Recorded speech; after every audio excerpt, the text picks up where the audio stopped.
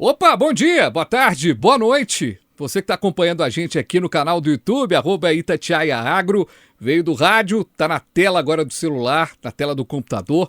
Vamos bater um papo sobre assessoria jurídica na hora da compra e venda de terras agrícolas e também a gestão de recursos jurídicos no agronegócio. Dois temas muito importantes no que diz respeito na hora da aquisição, na hora da venda, na hora da administração de uma terra agrícola. Quem está aqui comigo é o advogado Felipe Cardoso.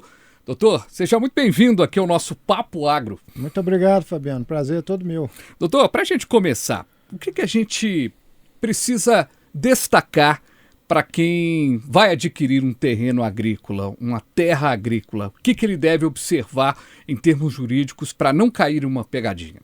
O primeiro ponto é contratar uma assessoria que possa orientá-lo, né, e conduzir ali junto com ele essa negociação. O primeiro ponto, claro, é o contrato. Você tem um contrato de compra e venda da terra, você tem que analisar aquelas cláusulas ali que você está prestes a assinar. Só que, paralelamente a isso, é preciso fazer uma diligência para saber o que você está efetivamente adquirindo. Por exemplo, aquela terra possui algum conflito agrário? Possui alguma ação envolvendo o vizinho ali, um confrontante? Né? Existe alguma coisa ali que possa trazer uma insegurança jurídica? Então isso é necessário que se faça essa diligência para consultar para que a aquisição seja feita de forma correta. E outro ponto também é verificar eventuais pendências que aquela terra possa ter.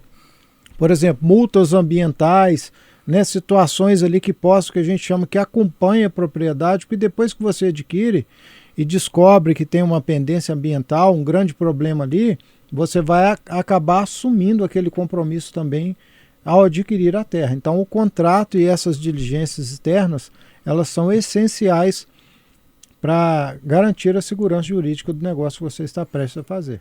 E parece uma coisa muito distante, né, doutor? Mas acaba acontecendo demais, né? A Muito. pessoa adquire, ali faz um esforço, às vezes para ampliar uma produção, para ampliar ali o gado, ter um espaço maior para pastagem e de repente se vê num imbróglio jurídico. Muito. Por exemplo, a gente chama aí de sobreposições de terras, né? Antigamente a gente não tinha sistemas de medições tecnológicos, georreferenciamento, então as medições eram feitas com base em relatos. Olha, você dá tantos passos daquela pedra até o rio, então era muito comum você ter escrituras que sobrepõem a terra. Então, simplesmente analisar uma escritura e achar que você está adquirindo isso ou aquilo com base apenas nas divisas, você pode se deparar depois com um conflito de propriedade com o seu vizinho, que vai, essa terra é minha, ou não é? Justamente nas divisas ali que dá mais problema, né? Agora, um detalhe curioso isso que você contou.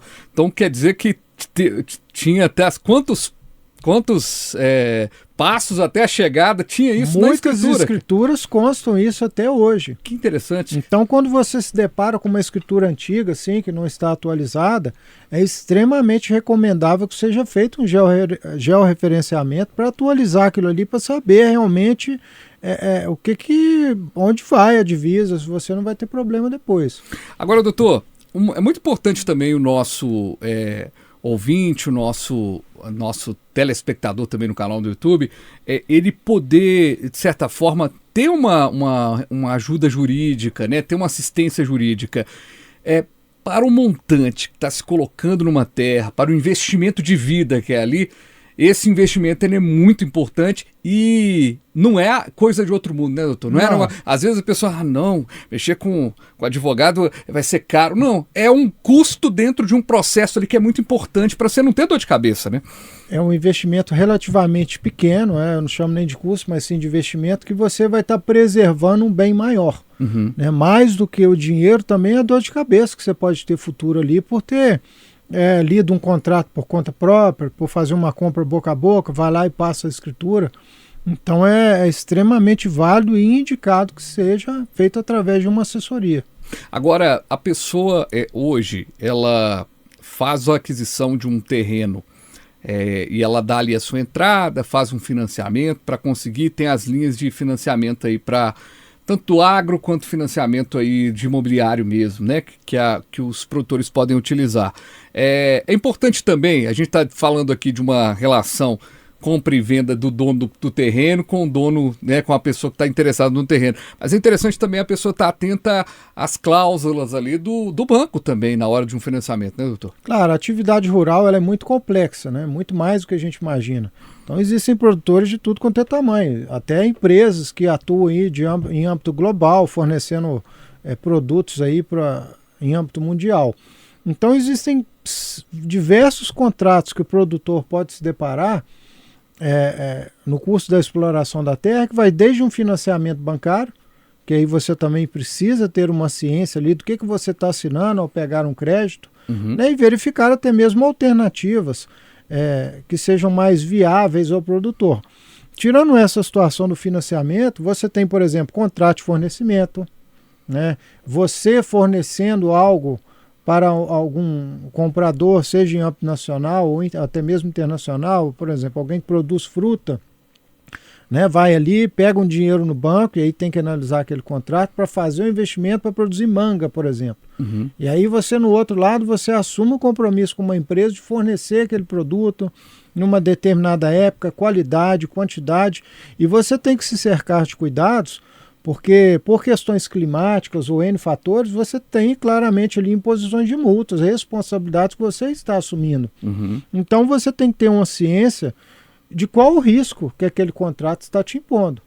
Então tem isso daí, tem questões trabalhistas também, você vai precisar de mão de obra, né, uma colheita ali, uma mão de obra sazonal, temporária. Como que eu vou fazer para contratar esse funcionário? Então uma assessoria na área do direito do trabalho ali em âmbito rural.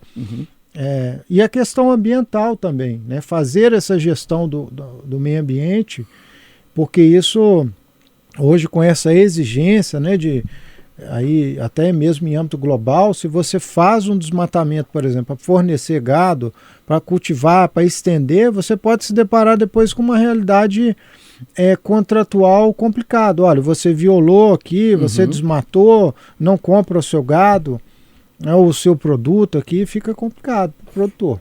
Isso que a gente chama, que você pontua muito bem, que é a gestão dos recursos jurídicos, ou seja, você tem problemas jurídicos que devem ser antecipados, né? Ou seja, devem ser observados antes que necessariamente virem um problema. Necessariamente. Por exemplo, contratos de seguro, você vai segurar a sua safra, o que aquilo ali prevê, como que você deve agir em caso de um sinistro.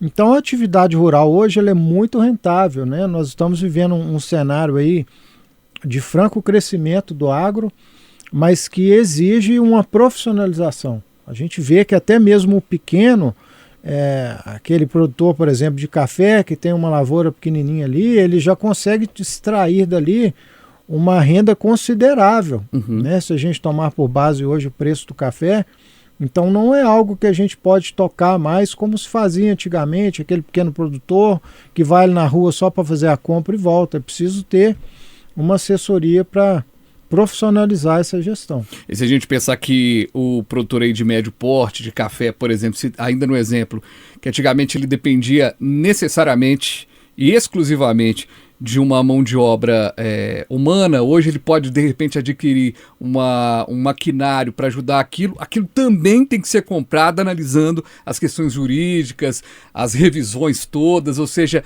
é todo um arcabouço de questões jurídicas que se o produtor, a produtora, não se tocarem, pode ser um grande problema. Pode ser um grande problema. Um maquinário que quebra. Quais são os meus direitos em relação ao reparo desse maquinário? Perfeito. Então está lá no contrato, tem as normas, né, do direito do consumidor, se aplicáveis, para exigir aquele reparo ou não. Em maquinários agrícolas, nós sabemos que possuem valores relevantes em muitos casos, né? São investimentos consideráveis ali, o plano de manutenção deve ser seguido, a forma de acionar é bem complexo, bem complexo.